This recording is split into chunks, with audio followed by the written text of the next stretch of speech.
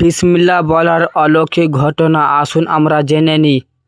একটা ছোট্ট বিসমিল্লাহ না পড়া যে এত বড় আশ্চর্যের কারণ হতে পারে তা তুমি কখনো ভাবতেও পারবে না। একজন ভিক্ষুক ছেলে কাজের খোঁজে একটি হোটেলে গেল। সে বলল, ভাই আমাকে একটু কাজ দিন।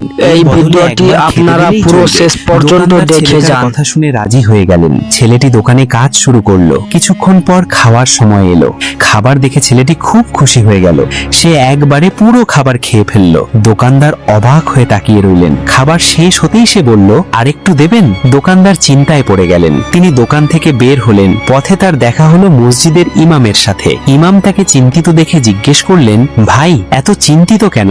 দোকানদার ছেলেটার পুরো গল্প খুলে বললেন। ইমাম তখন ছেলেটিকে ডেকে বললেন, বাছা, আমার পায়ে ব্যথা হয়ে গেছে, আমাকে একটু বাড়ি পর্যন্ত পৌঁছে দেবে? ছেলেটি রাজি হয়ে গেল।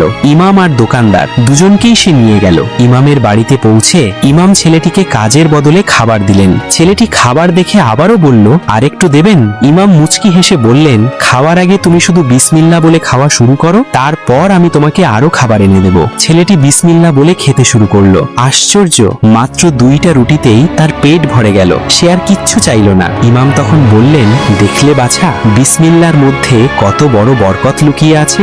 খাবার হোক, আল্লাহ, কাজ হোক, তুমি বা আমাদের জীবনের যে কোনো সবাইকে কাজ, বিসমিল্লাহ সবকিছু বলে যদি কাজ বিসমিল্লাহ করার দিয়ে এবং শুরু করা খাওয়ার যায়, তৌফিক তাতে দান করুন। আল্লাহর রহমত আমিন। নেমে আসে।